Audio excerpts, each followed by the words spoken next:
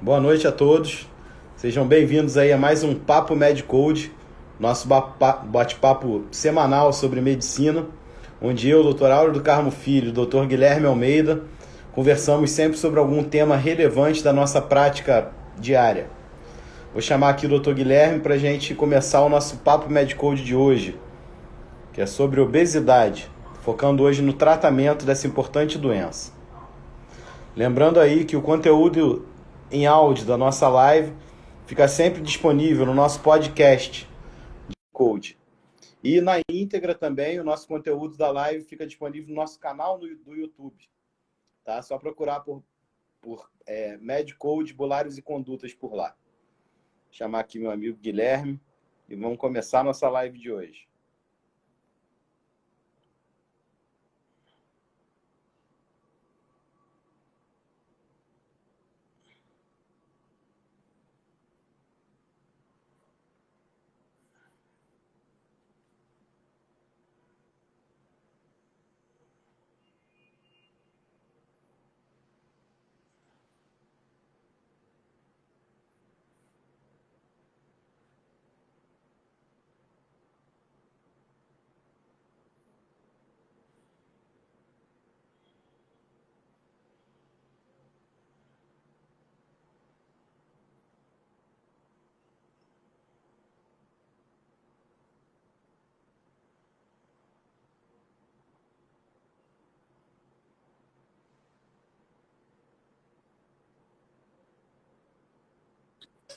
Fala, meu amigo. Andy, tudo bem, meu amigo?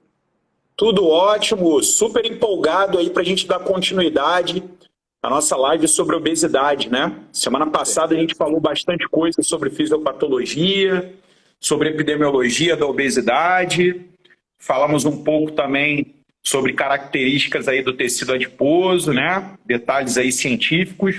E hoje talvez a pegada seja um pouco mais direcionada ao tratamento, não é isso? Isso mesmo. Falar sobre o tratamento aí, que muita gente aí tem dúvida no tratamento, o que é adequado, o que não é, muita coisa que é modismo também. Então hoje a gente vai discutir um pouquinho sobre isso aí. Eu acho que até para a gente começar essa nossa discussão, né, é importante fazer um divisor de águas, né? Todo mundo quer perder uns quilinhos de gordura, né? Quem não quer, né? Com certeza. Mas quando a gente fala de obesidade, a gente está falando de uma situação extremada, né? Como a gente conversou na semana passada, né? Um indivíduo com excesso de gordura e com um índice de massa corporal acima de 30, né? Tendo aí as suas limitações em relação ao diagnóstico que nós já conversamos bastante na última live. Então, o que eu gostaria de deixar claro para todo mundo aqui é que muitos dos conceitos, né, eles se aplicam para indivíduos com sobrepeso, por exemplo. Mas quando a gente for falar de intervenção medicamentosa, a gente vai estar diretamente falando de indivíduos obesos, ou pelo menos um indivíduo com excesso de peso e alguma comorbidade que precise de uma atenção um pouquinho mais forte, digamos assim, né? Então, tudo que a gente está falando aqui, a nossa live é sobre obesidade, tá? A gente não está fazendo uma live sobre sobrepeso, sobre aqueles indivíduos que querem ficar esteticamente bonitos, né? A gente está falando sobre obesidade. E os principais patamares que seria interessante da gente conversar seria o exercício físico, a dieta e a terapia medicamentosa. E aí a gente pode dividir esses três itens, né? Primeiro que eu queria até fazer uma pergunta para o Áureo, até uma opinião, né, pessoal, de um cardiologista. Eu queria saber se chegam para você indivíduos com obesidade para fazer consultas de avaliação pré-exercício. Quer dizer, se chegam indivíduos com obesidade para fazer aquela avaliação, né? Se tem algum problema cardiológico que impeça de fazer algum exercício físico, pelo menos fazer um eletrobasal, fazer um rastreio aí para hipertensão, fazer um rastreio para arritmias cardíacas, coisa nesse sentido. Chega bastante sim, né? E assim, eu pelo menos a minha conduta em geral é de primeiro tentar não desanimar o sujeito, né? Porque ele está querendo mudar a vida dele ali, né? E está indo pelo caminho certo, que é o caminho do exercício físico, né? Da reeducação alimentar, né? Que é o caminho que a gente sabe que tem comprovação científica, que tem eficácia, né? Então chega muita gente, sim, né? E eu vou te falar que a maioria absoluta desses pacientes não tem o menor problema em começar uma atividade física, né? Muitos deles são testados até de maneira mais incisiva, né? Obviamente não com testes invasivos, né? Mas com, por exemplo, uma cintilografia miocárdica, né? Em alguns casos a gente precisa saber se a pressão arterial não está em níveis aí proibitivos aí de atividade física intensa, né? Mas assim, a maioria absoluta dos pacientes não está nessas situações aí mais extremas, né? Então, chega muita gente, sim, e eu, assim, e o nosso papel como médico é tentar dar o maior incentivo possível, né? Obviamente, identificar os casos em que se deve tomar uns cuidados maiores aí durante a prática da atividade física, né? Tem alguns casos que o ideal é que o paciente ele faça a atividade física supervisionada, né? E às vezes até sob vigilância, sob monitorização, né?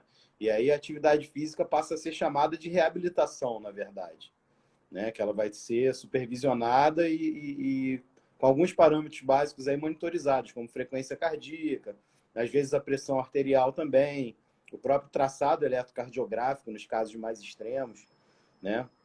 Mas, assim, é uma preocupação que a gente tem que saber e a gente tem que saber que na prática a maioria absoluta, mais de 95% dos pacientes podem praticar exercício físico sem nenhum problema, né? É até uma indicação. A maioria dos indivíduos obesos, eles são aptos a praticar exercício físico, né? Isso. A maioria dos obesos são aptos. Só que isso não exclui a necessidade da avaliação pré-exercício. Só para vocês terem uma noção, né? A cada 1.000 eletrocardiogramas em repouso, você encontra um em avaliação pré-exercício com alterações proibitivas ao exercício físico. É um estudo italiano aí famoso, clássico, né? E isso a gente está falando em pessoas padrão. Já no indivíduo obeso, você encontra hipertensão, que merece ser tratada, rastreio de hipertensão. Você encontra diabetes e pré-diabetes, né? Disglicemias, que merecem ser tratadas antes da liberação do exercício físico. Você pode encontrar no indivíduo doença arterial coronariana, um indivíduo com dor no peito. Quando você faz o parquet, né, lá para liberar aquele questionário de academia, para liberar você para o exercício ou não, ele pergunta sobre dor torácica, sobre passado de doença coronariana, né? Todas essas situações são de extrema relevância serem vistas antes. Então, até por isso que o exercício físico, se o indivíduo obeso for entrar na academia, como todo mundo, vai ser necessário o atestado médico, vai ser necessária a avaliação pré-exercício. Mas como o Áureo falou, a maioria não tem nenhum grande problema. Mas aquele que tem é o indivíduo que pode ter um problema na academia. É aquele indivíduo que pode ter uma síndrome coronariana aguda na academia. É um indivíduo que pode ter uma emergência glicêmica na academia, que pode ter síncope, pode ter até uma arritmia benigna ou uma arritmia maligna na academia, ter uma síncope. Então, para o indivíduo obeso, faz parte a avaliação para exercício. E a modalidade do exercício físico escolhida, tanto faz. A gente quer gasto calórico naquele indivíduo, né? A gente quer que ele gaste energia. Se ele vai fazer uma caminhada, se ele vai andar de bicicleta, se ele vai fazer um trabalho em piscina, se ele vai fazer musculação, isso aí depende muito da adesão, que é o mais importante, ele aderir a alguma modalidade, e faz parte da avaliação pré-exercício você vê limitações. O indivíduo, às vezes, tem limitações articulares, você vê numa avaliação pré-exercício, uma artrose de joelho, dor crônica em joelhos, né? Problemas de coluna, protrusão discal, hérnia discal. E na própria avaliação pré-exercício, você pode contraindicar determinadas atividades. Ou você pode indicar outras, como hidroterapia, né? Hidroginástica, que o seja. Da mesma forma, você também avalia limiares, né, Áureo? em relação a esforço. Você pode pedir um teste ergométrico e, através do teste ergométrico, você checar ali uma intensidade, né, que aquele indivíduo possa trabalhar sem risco coronariano. Eu queria que você me falasse um pouquinho sobre o teste ergométrico e essa questão do limiar do exercício. Isso pode ser extrapolado não só pelo obeso, né, mas para o indivíduo com cardiopatias outras, o indivíduo pós-IAM, por exemplo. Assim, o teste ergométrico na minha opinião, a principal ferramenta para avaliação desses pacientes que potencialmente têm maior risco, né, de problemas aí durante a prática de atividade física. Né? O teste ergométrico ele te dá várias respostas, né? Não só aquela de o paciente tem isquemia ou não tem isquemia. Né? Graças a Deus, assim, a minoria dos testes ergométricos a gente vai ver isquemia, é óbvio, né? Mas, assim, além da simples resposta se o paciente tem isquemia ou não, o teste ergométrico ele consegue quantificar o esforço do paciente, né? De uma maneira até direta. Então, assim, uma das grandes ferramentas aí que o teste ergométrico consegue te dar é você conseguir fazer as faixas de treinamento do paciente de acordo com a frequência cardíaca, né? Então, a gente tem uma frequência cardíaca que assim, o teste ergométrico vai te mostrar qual se ele for bem realizado, né? Se ele for realmente suficiente para fazer o paciente chegar ali no seu pico de esforço mesmo, né? No seu pico de capacidade física, vamos dizer assim, ele vai mostrar para você qual é a frequência cardíaca máxima que aquele paciente consegue chegar. Né? Que a gente tem fórmulas que calculam essa frequência cardíaca máxima, mas de maneira estimada. Né? Uma delas é 220 menos a idade em anos. Né?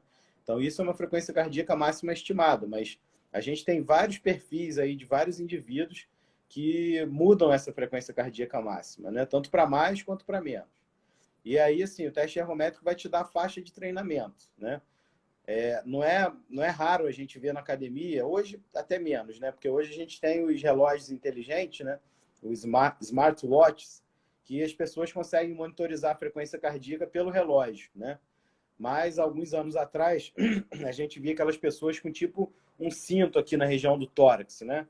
Que é o aparelho que ficou popularizado aí como Polar, né? Na verdade, o Polar é uma marca de frequencímetro.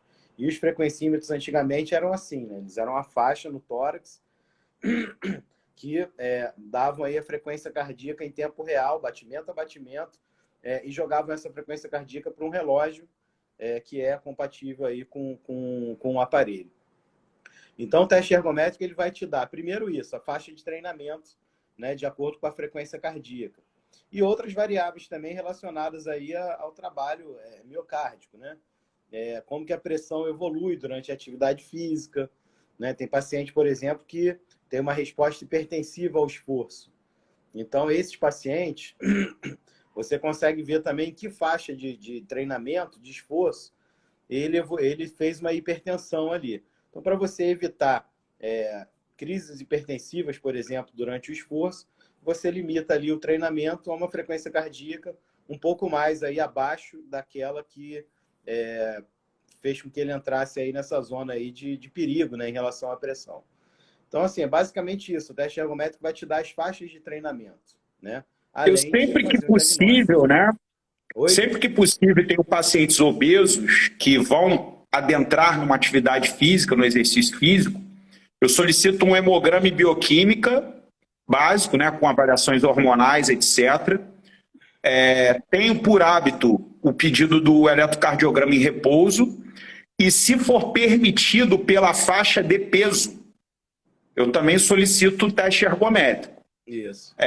Isso é controverso, tá? E, inclusive, eu estou ressaltando que existem limites de peso. Um paciente de 150 quilos não adianta você pedir um teste ergométrico para ele, tá? Só lembrando, vai quebrar a esteira, o paciente também não vai conseguir executar o protocolo na maioria das vezes, tá? Exatamente. Mas quando ele vai adentrar numa atividade, seja ela musculação, seja ela atividade aeróbica, gostaria de dividir assim, tá? De maneira simplista e simplória, a musculação vai dar o gasto energético que aquele indivíduo precisa e também vai estimular a hipertrofia. Então, o aumento da musculatura, em última análise, a musculatura aumenta, a taxa metabólica em repouso, o aumento da massa magra e o próprio exercício físico dão o gasto calórico do exercício. Então, é possível, sim, que um obeso diminua a sua gordura corporal praticando musculação. O aeróbico é uma ferramenta super importante porque ela é o gasto calórico em si. E aí eu estou fazendo essa ponte do aeróbico como gasto calórico em si, em relação ao teste ergométrico, porque a gente tenta trabalhar numa área de intensidade menor. A gente tenta trabalhar numa área ali de 60%, né? 65%, até 70% da frequência cardíaca máxima daquele indivíduo. Como o Áureo falou muito bem, a frequência cardíaca máxima ela pode ser calculada, 220 menos idade, estimada. Mas quando ele faz o teste ergométrico, você consegue efetivamente saber qual é essa frequência cardíaca máxima e você diz para ele, olha, eu quero que você faça lá a tua ergométrica e fique com a sua frequência em torno de 130. 60%, 65% da frequência máxima. Porque naquele patamar de frequência cardíaca é que no metabolismo daquele indivíduo ele vai estar consumindo basicamente carboidrato de reserva, né, glicogênio muscular e hepático, e também gordura. Né? É uma faixa ótima de utilização de gordura. E quando você passa por um exercício de intensidade muito mais alta, a utilização de carboidrato passa a ser praticamente estrita. E quando há diminuição dessas reservas, né, de carboidrato, glicogênio, ele passa a usar aminoácido, passa a fazer proteólise. Então, existe uma faixa de queima de gordura, existe isso no exercício aeróbico. Ela pode ser estimada ou pode ser aferida com base no teste ergométrico. Então, quando você faz aeróbico, qual a frequência cardíaca que você deva atingir? 60%, 65%, 70% da FC máxima. Acima daquilo, você vai estar trabalhando condicionamento cardiovascular, né? Mas você também vai estar numa faixa não ideal para a utilização de gordura como combustível. Isso, certo? Perfeito. É isso aí. Outra questão é a quantidade de exercício, né? Essa quantidade de exercício vai determinar o gasto calórico, que vai nos ajudar com déficit calórico. Se o indivíduo consegue fazer mais exercício com mais frequência, né? Ele vai conseguir ter um gasto calórico maior e também talvez tenha que fazer uma dieta menos restritiva. Então, o indivíduo, quando tem limitação ao exercício físico, tem um gasto calórico baixo no exercício físico, ele vai ter que acabar fazendo uma dieta mais restritiva em quilocalorias para atingir o déficit calórico. Então, nessa primeira parte, eu queria mostrar a relevância, né, do exercício físico em relação ao tratamento da obesidade. O exercício físico é aquilo que vai trazer déficit calórico para aquele indivíduo. O exercício físico deve ser feito com segurança e o exercício físico deve ser feito racionalmente, numa faixa em que a gordura vai ser melhor utilizada como combustível. E nesse ponto a gente sempre bate nessa tecla, Áureo, que é o trabalho multiprofissional, né? O professor de educação física, ele está ali para nos auxiliar. Existem personal trainers, né, que se dedicam aí basicamente a indivíduos com obesidade, né? A gente também deve lembrar que o indivíduo com obesidade ele tem questões pessoais, né? Às vezes ele tem vergonha de ir para a academia, tem vergonha de botar uma roupa e estar na academia. E eu já treinei em várias academias com o ambiente super bom, as pessoas dão muita força, né, para aquele indivíduo com obesidade. As pessoas chegam lá no indivíduo com obesidade e falam, ó, é isso mesmo, parabéns pelo seu esforço, precisar de alguma coisa, estamos aí, eu vou ser seu maior incentivador. A gente vê isso no ambiente das academias. Vê, com certeza. E assim, é um ambiente que, é o que você falou, né? Um ambiente que é acolhedor para esse tipo de paciente, né? De cliente, vamos dizer assim, né? E assim, é um ambiente que é saúde, né? Então, sim. E vai ser supervisionado, né, Áureo? Aquilo que você falou. Né? E é importante que seja, né? Pelo menos no primeiro momento, quando a pessoa não tem ali, né, muito conhecimento, para não fazer também exercício errado, né? Principalmente na musculação, a gente tem assim, a chance de problemas aí de ombro, de joelho, se você faz o exercício lá, por exemplo, com uma angulação diferente da que é preconizada, né? Se Ainda você mais um faz indivíduo com obesidade, né? exatamente, que já sobrecarrega uma articulação cronicamente, né? Então, no exercício físico ali, numa musculação, é importante esse acompanhamento, sim, para não favorecer ainda mais a lesão, né? Uma coisa que Então, você... musculação ou aeróbico? Oi, Os muscula... dois. Os Os dois, dois. assim. Eu acho o seguinte, o exercício físico bom para o tratamento é aquele que o paciente consegue fazer. Então, assim, se ele tem uma adesão grande a uma caminhada, por exemplo, ótimo. Então, que faça uma caminhada de uma maneira frequente, né?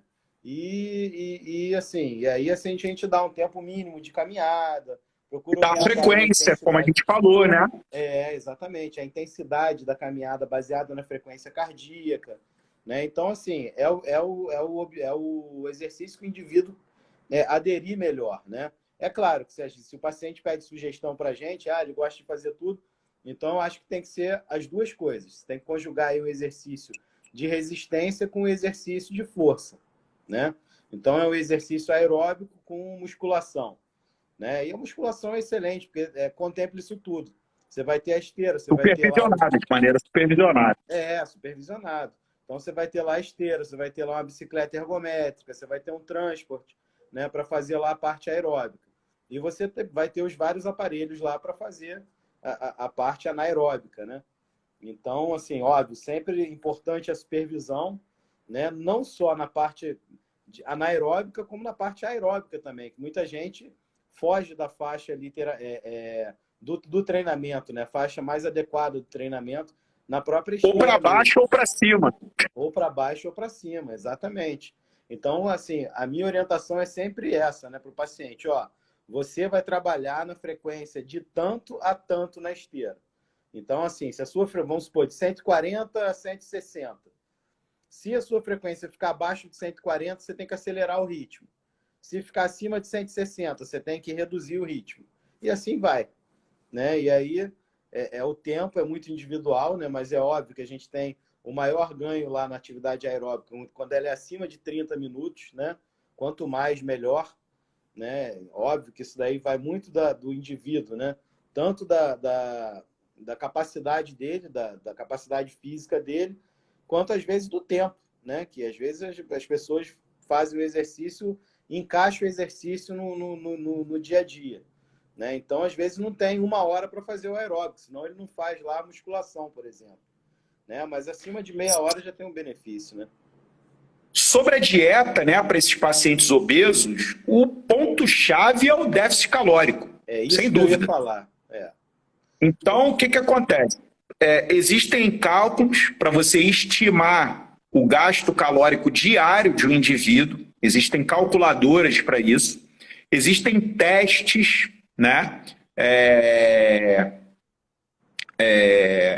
em relação à aferição desse gasto calórico, por exemplo, a calorimetria indireta, que a gente falou um pouco lá na aula de nutrição para terapia intensiva. Existem calorímetros, né, para calorimetria indireta portáteis, que a gente pode fazer em consultório e fazer uma estimativa desse gasto calórico diário ou usar as fórmulas.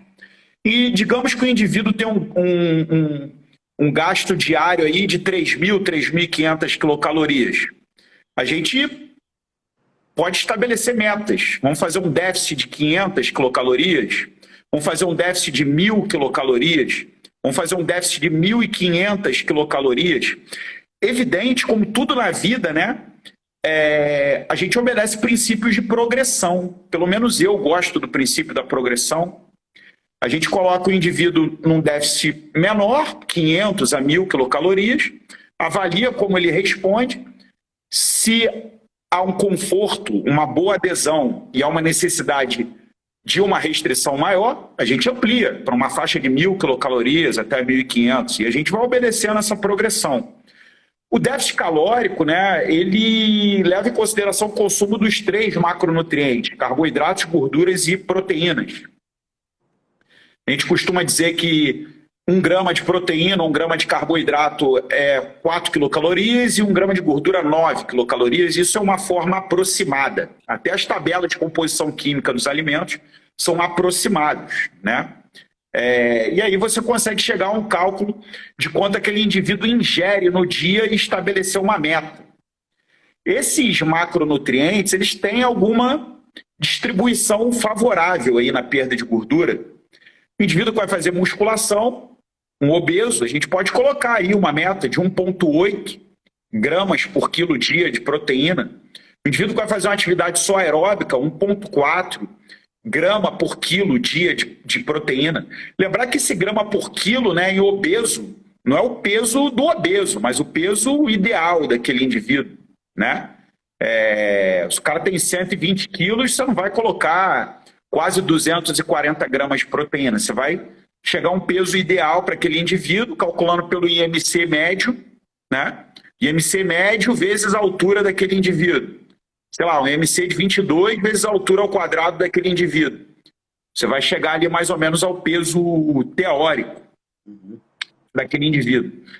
E a tendência, aí varia os tipos de dieta, né? Tem dietas que, por exemplo, hoje, que são mais utilizadas, que eu vejo, são as dietas mais baixas em carboidrato. Você diminui o carboidrato com o intuito de gerar déficit calórico. E dietas que são mais baixa gordura. Então, eu estou explicando aqui, basicamente, como que você pode chegar ao déficit calórico. Pontua ali uma quantidade de proteína e você regula. Você vai trazer quem para baixo? O carboidrato para baixo ou a gordura para baixo?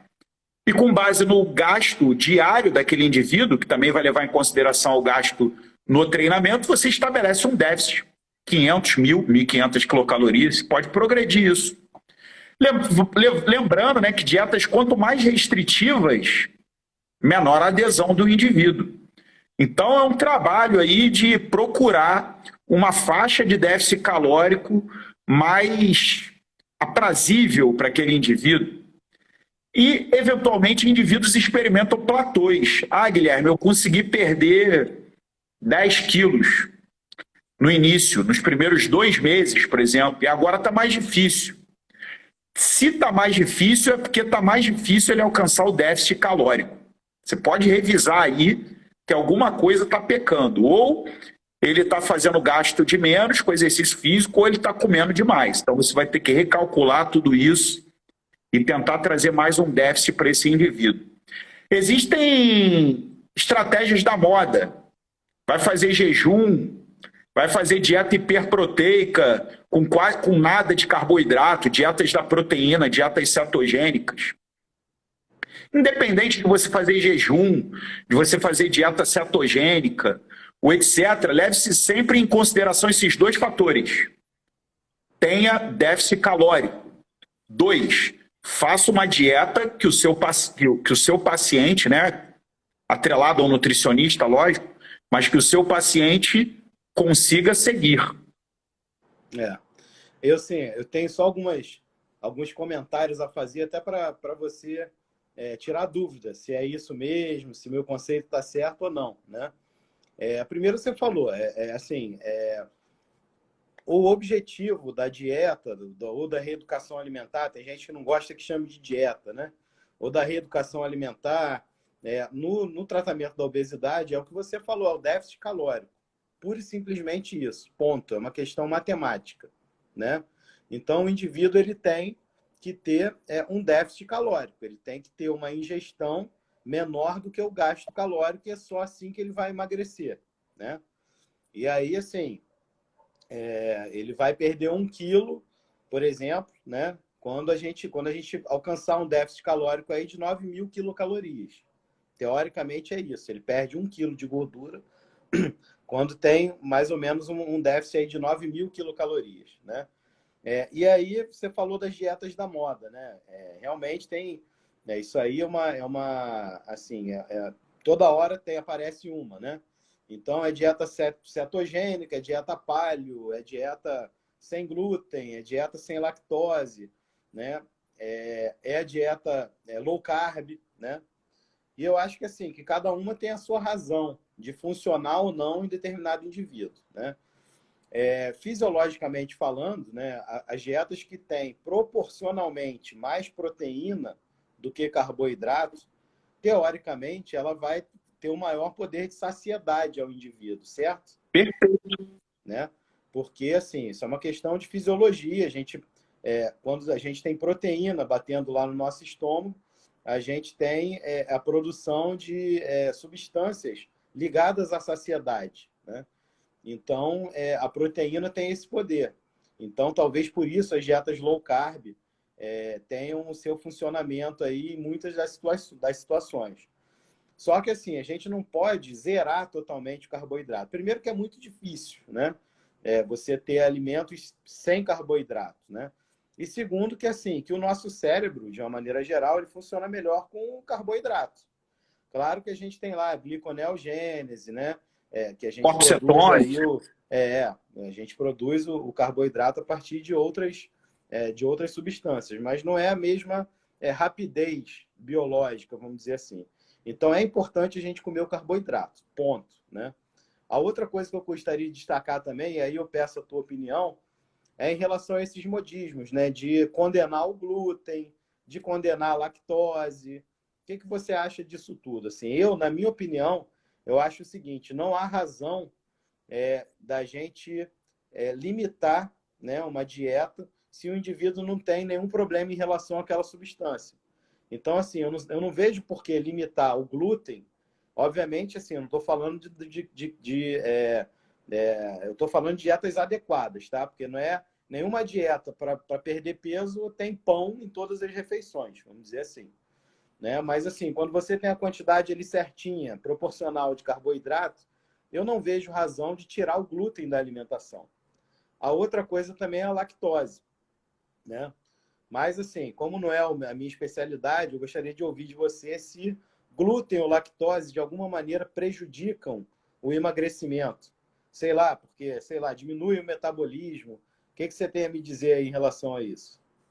Então, o que eu vou começar um pouco antes, né? As dietas baixas em carboidrato, talvez elas desempenhem alguns benefícios adicionais, digamos assim. Primeiro porque todo mundo já experimentou, né? Quando você come mais carboidrato, você tem mais vontade de comer carboidrato. Isso acontece por mecanismos hormonais de recompensa, né? Que a gente vai acabar falando quando a gente falar de terapia medicamentosa. Então, tem indivíduos que sofrem menos quando fazem dietas mais pobres em carboidratos. Eles se adaptam e aquilo conseguem se manter naquela dieta por mais tempo. Sofrem ali nas primeiras 2 semanas, mas depois se adaptam super bem, né? No caso das dietas cetogênicas, né, pouquíssimos indivíduos conseguem, né? Mas tem alguns que conseguem e se dão muito bem. Justamente por isso, eles acabam não sentindo tanta falta do carboidrato depois, acabam se adaptando no seu metabolismo e acabam fluindo bem, né? Sobre o jejum, a mesma coisa. Tem indivíduos que preferem limitar as horas do dia em relação ao número de refeições, né, e oferta de nutrientes. Pelo mesmo motivo, né? Eles conseguem alcançar o déficit calórico com uma facilidade maior. Então, assim, cada caso é um caso, né? Você tem que conversar com o paciente, é uma ferramenta. E a ferramenta, ela serve para determinadas situações, e não serve para todos os indivíduos. O mais importante para a gente virar essa página é a proteína, porque a proteína ela é essencial, né?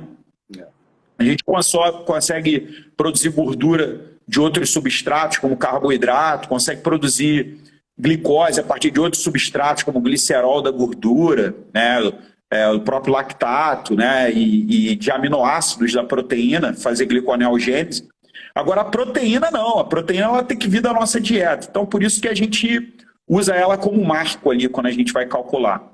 Sobre glúten e lactose, eu também não vejo nenhum problema. Intolerância à lactose é uma coisa relativamente rara. Mas se a gente for ver isso atualmente, parece que há uma epidemia, né, de intolerância à lactose. Isso nem sempre é real, tá? Existem testes para avaliar a tolerância à lactose e são poucos os indivíduos que têm essa intolerância, tá? Que se manifestam clinicamente, né? O glúten é a mesma coisa, né? Tem o celíaco e o intolerante ao glúten, né? São poucos os indivíduos que têm isso. Se o indivíduo se sente melhor tirando o glúten da dieta, porque ele não vai comer biscoito, não vai comer massa, não vai comer farinha branca, e vai fazer ele aderir melhor ao padrão dietético de baixo carboidrato. Isso vai fazer com que ele alcance o déficit calórico de maneira facilitada. Eu não vejo isso como obrigatório, tá, Auro? Essa é a resposta. Mas o indivíduo que acaba restringindo lactose, restringindo glúten, ele está começando a fazer tanta restrição na dieta dele que no final ele vai acabar alcançando o déficit calórico de alguma forma. Sem dúvida, é uma boa então, estratégia. Eventualmente, é esse o efeito positivo da história. Uhum. Mas eu não demonizo glúten e lactose de forma nenhuma, né? Aliás, sempre que alguém demonizar alguma coisa, suspeitem, tá? Exatamente. Né? A gente tem que ser racional, né? Lógico. E assim, a gente gosta muito de história, né? O leite e o pão matam a fome da população há séculos, há milênios, né? Então, por que a gente vai demonizar, né? É óbvio que a gente tem que contabilizar tudo. Limitar, né?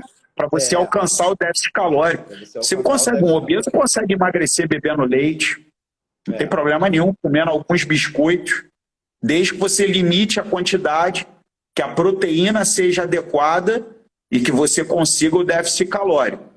O déficit calórico você vai conseguir restringindo alimento ou aumentando o exercício. Se ele faz bastante exercício, sua restrição alimentar para chegar ao déficit vai ser menor.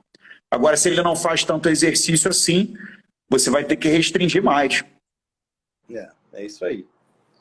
Pulando aí para... Agora, sobre a terapia medicamentosa, né? Isso, é isso aí. Primeiro que a terapia medicamentosa ela é direcionada aos obesos. Certo. Ou indivíduos com sobrepeso e comorbidade. Se o indivíduo tem sobrepeso e comorbidade, doença arterial coronariana, diabetes, doenças articulares, e está precisando perder peso por esse motivo, você pode até utilizar e justificar o uso da medicação. Isso se ele não conseguiu atingir o seu objetivo só com dieta e exercício, mudança de hábitos de vida. O obeso é a mesma situação. Não conseguiu atingir o objetivo com mudanças de hábito de vida, podemos medicalizar o processo. Só existe um problema. O problema é que nós temos pouquíssimo arsenal terapêutico para ajudar na obesidade. Mecanismo 1, inibidores de apetite, para gerar saciedade. Você gera saciedade alterando neurotransmissores cerebrais, principalmente serotonina, dopamina, noradrenalina. Principalmente serotonina, dopamina, noradrenalina, nessa ordem. Então, nós temos medicamentos como anfepramona, fempreporex, mazindol, né? Acabam elevando aí noradrenalina e dopamina, e tem uma ação até em serotonina, eles acabam aumentando a saciedade, o indivíduo fica com menos fome. Se ele fica com menos fome, ele conseguiria chegar no déficit calórico com uma facilidade maior. Só que teve uma determinação do Supremo Tribunal Federal, em 2021, que derrubou aí a comercialização desses medicamentos no Brasil. Pelo risco, né, de doenças cardiovasculares, pelos abusos, né? Principalmente na via da noradrenalina aí, né? E eles foram proibidos. Sibutramina também, inibidores de recaptação, né? No caso da sibutramina, ela vai aumentar serotonina, dopamina e noradrenalina. Mas ela, após 2 anos de uso continuado, aumenta o risco de doença cardiovascular. No primeiro ano, 50% dos pacientes já não são mais respondedores à sibutramina. Tinha que assinar termo de responsabilidade para prescrever sibutramina. O médico tinha que assinar e o paciente. E tinha uma receita termo de especial, consentimento. Receita B2. Ninguém vai fazer isso, gente. Então, essa parte do arsenal terapêutico, no momento, é terra arrasada. A locarcerina também apareceu como novo medicamento, Belvic, né, com atuação aí em via até serotoninérgica, né? E também foi retirada do mercado pelo aumento do risco de neoplasias. A gente falou no outro dia do Acomplia, né? Do Rimonabant, um agonista canabinoide. Então seria uma larica ao contrário. O cara, quando fuma maconha, ele fica com fome, a larica. Se você usa um antagonista canabinoide, você tira a fome. Só que ela era proscrita para indivíduos que tinham problemas psiquiátricos, transtornos do humor. Aí os indivíduos com transtorno do humor que tomavam se suicidavam. Foi retirada do mercado. Os antidepressivos, né, fluoxetina, inibidor de recaptação de serotonina, bupropiona, continuam aí. Só que o que a gente acaba vendo é que ele tem uma ação limitada, né? Acaba atuando bem ali nos primeiros 2 meses e depois não interfere tanto no apetite. Tem outros efeitos colaterais, né? Dão problemas sexuais, função erétil, anorgasmia. Pode dar aquela sensação de cabeça vazia, atrapalhar o indivíduo mentalmente. Elas estão aí ainda, podem ser prescritas, principalmente em situações de compulsão, né? Mas também resultados da minha prática limitados na obesidade. Topiramato, né? Um anticonvulsivante. O pessoal chamava de topiramato, porque o indivíduo tinha uma alteração cognitiva quando usava o topiramato. Virava uma topeira. Ficava lento, a gente viu eventualmente isso. Mas também não gosto, não uso praticamente. E mais recentemente apareceram aí os medicamentos para diabetes, né? Isso. Os agonistas de GLP-1. O Ozempic, Victoza, né? O Exenatide, o Liraglutide, né? Todos esses aí, do Laglutida, esses medicamentos, eles retardam o esvaziamento gástrico e aumentam a sensibilidade à insulina. Então, eles dão uma sensação de saciedade mesmo. Esses, sim, têm sido bastante utilizados no tratamento da obesidade. Eles são subcutâneos, administração subcutânea, mas são caros. Custa aí R$700 no mês, R$800 no mês. Como a gente discutiu na outra live, a obesidade é um problema aí de 30% da população. Então fica inacessível, né? Os estimulantes, né, que a gente ressalta, né, que devem ser utilizados com cuidado, cafeína, né? Outras substâncias que agem na via da adrenalina, né? Para aumentar a lipólise, ioimbina, que é o fitoterápico. Tem gente que usa T3, hormônio tiroidiano. Se o indivíduo tem uma deficiência relativa de hormônio tiroidiano, ok, né? Mas se não, fica mais complicado. Então, os estimulantes eles devem ser selecionados caso a caso para fazer com que o indivíduo tenha um maior gasto energético em repouso e no exercício, né? Eventualmente, beber café. Já tem ali a cafeína, 100 miligramas de cafeína, uma xícara cheia. Tudo isso tem que ser colocado e avaliado. Mas, Auro, o que eu queria te passar, até para você vir com perguntas e etc., é que o nosso arsenal terapêutico para a obesidade tem ficado muito limitado. Hoje em dia, ele está ficando muito mais nessa questão aí dos agonistas de GLP-1 e, eventualmente, nos inibidores de recaptação de serotonina, os antidepressivos, com indivíduos com obesidade e doença psiquiátrica associada. Muitas das vezes a doença psiquiátrica até favorece, né, os comportamentos ruins, vamos dizer assim, né, o excesso lá do beliscar, né? Ansiedade, depressão. O sedentarismo, tudo isso é facilitado por algum distúrbio psiquiátrico, né? Ansiedade, depressão, distimia, né? Então, a gente tem que tratando aí o que está associado à obesidade, muitas das vezes se tem resposta aí com o emagrecimento, né? Mais fácil aí o emagrecimento. Me Posso diz dar um aí também... fluxograma? Oi? Posso dar um fluxograma? Pode. Fluxograma é o seguinte: o indivíduo vai ter que fazer um exercício físico, obeso. Vamos avaliar pré-exercício, liberando, e ele vai fazer atividade. Pode ser com pesos, pode ser aeróbico, pode ser as duas. Excelente. O indivíduo vai ter que fazer uma dieta. Nós vamos estabelecer um ponto de ingestão de proteína, de acordo com a atividade que ele vai exercer. Se musculação, se aeróbico, se os dois. Você vai fazer musculação em torno de 1,8 grama por quilo, vai fazer só aeróbico 1,4, vai fazer os dois 1,8 e vai estabelecer um déficit calórico de acordo com o grau de exercício físico que esse indivíduo vai exercer. Teve dificuldade em perder peso? Vamos avaliar por quê, qual é a sua dificuldade? Compulsão por doce? Excesso de fome? Ansiedade, depressão? Se é ansiedade, depressão, doença psiquiátrica, ele vai ter que tratar a doença psiquiátrica com um psiquiatra.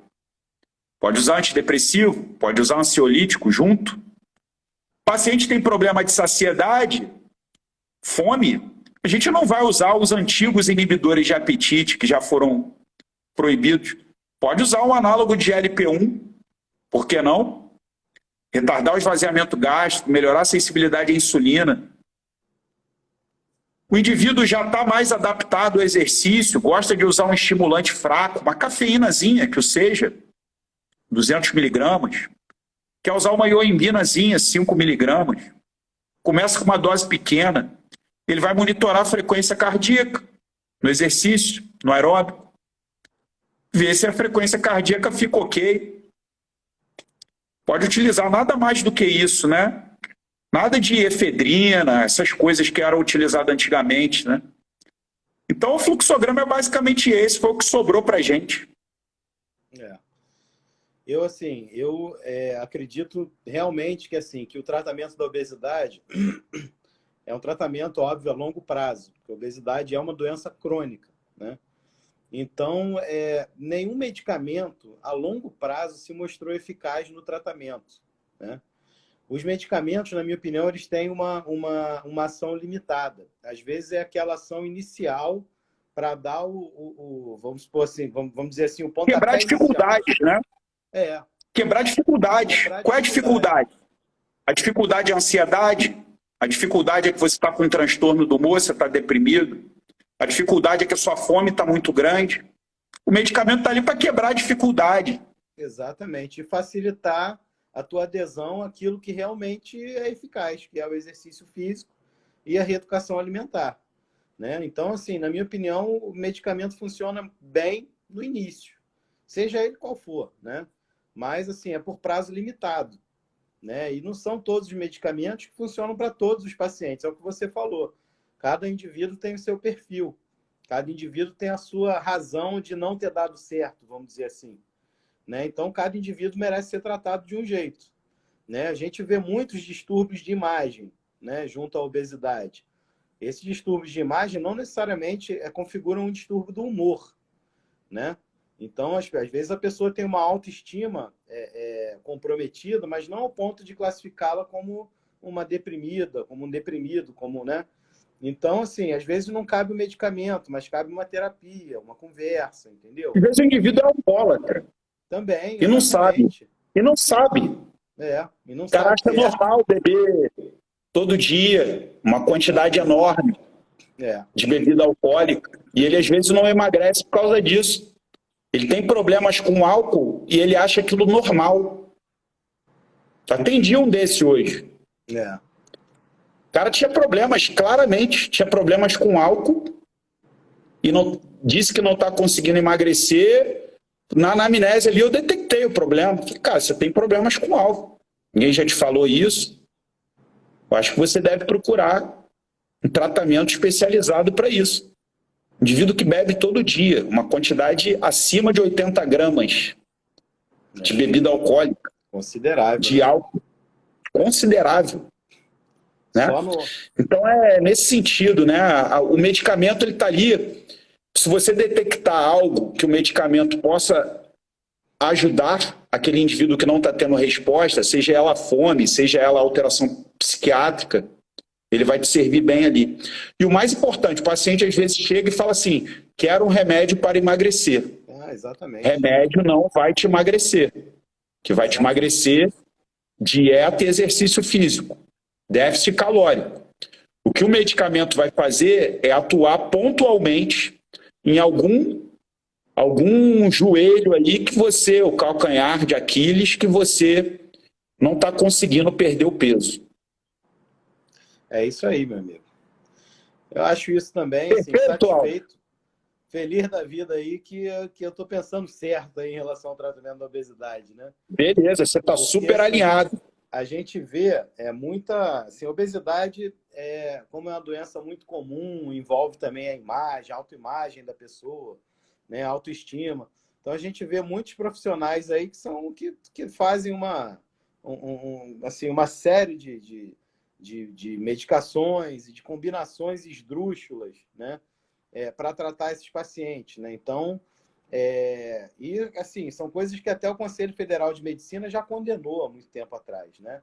E que a gente continua vendo naquelas prescrições lá que combinam diuréticos com laxantes, com altas doses de hormônio tiroidiano, com efedrina. Então, assim, aumentando o risco de problemas sérios, às vezes, em relação à saúde do indivíduo, né? O obeso, assim, via de já regra, tem risco cardiovascular, né? Exatamente.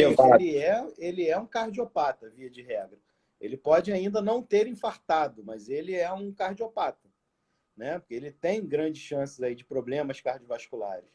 Então, às vezes, você entupir esse cara de adrenérgicos e de hormônio tiroidiano era o que estava faltando, às vezes, para ele descompensar uma arritmia, uma hipertensão, um AVC até às vezes, né? Então, assim, isso é um ponto, né? Assim, a nossa sociedade ocidental, ela tem essa coisa de querer resolver meio assim, comportamento meio imediatista, né?